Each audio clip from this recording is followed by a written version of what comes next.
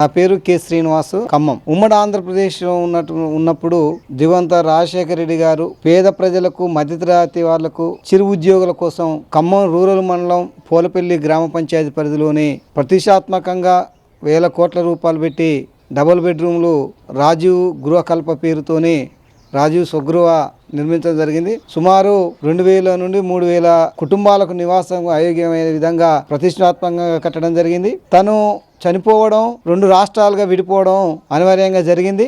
అయినప్పటికీ ఏదైతే 10 సంవత్సరాలు గత పాలకులు వాటిని కనీసం పట్టించుకోకుండా పరిస్థితిలో శిథిలావస్థలో ఉన్నది.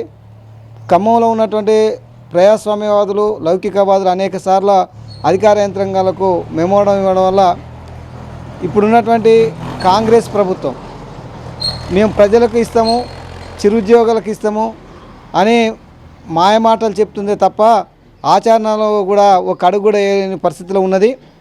ఇప్పటికైనా అవి శిథిలావస్థలకు చేరకుండా వాటిని ఉపయోగించే విధంగా రాష్ట్ర ప్రభుత్వం దాని మీద దృష్టి పెట్టి ఏదైతే భూమి లేని వాళ్లకు డబుల్ బెడ్రూమ్ ఇస్తామని తన మేనిఫెస్టోలో పెట్టిందో అవే పేదోళ్లకు, మధ్యతరగతులకు వాటిని కేటాయించి వాళ్ళ జీవన విధానంలో వెలుగులు నింపే విధంగా రాష్ట్ర ప్రభుత్వం చొరవ చూపాలని ఇక్కడ ఉన్నటువంటి కలెక్టర్ గారు కూడా తను వచ్చి ఒక పరిశీలన చేసి హడావుడి చేసి వెళ్ళిపోయిండు.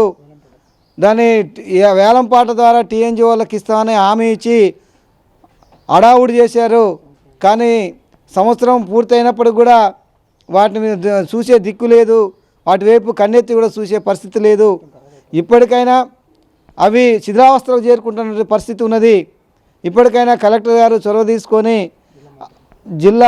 జిల్లాలో ఉన్నటువంటి 3 మంత్రులు ఇప్పుడు ఏదైతే బిల్డింగ్లు ఉన్నాయో అవి మన రెవెన్యూ శాఖ మంత్రి పరిధిలో ఉన్నాయి, పాలేరు నియోజకవర్గాలు ఉన్నాయి. కాబట్టి రెగ్యులర్గా 3 మంత్రులు దాని ముందు నుండే పోతున్న పరిస్థితి ఉన్నది. కానీ దానివైపు చూస్తలేదు. దాన్ని చూసుకొని తలకాయ ఉంచుకొని పోవాల్సిన పరిస్థితి ఏర్పడుతుంది.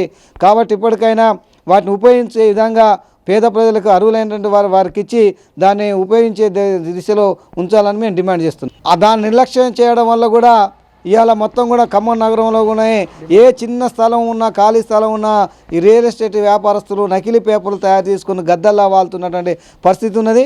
ఇవాళ దాని మీద కూడా అనేక మంది రియల్ ఎస్టేట్స్ అధికార పార్టీ అండాలతో దాన్ని కూడా కవర్ చేసుకోవాలని, ఆక్రమించుకోవాలని ప్రయత్నాలు చేస్తున్నారు.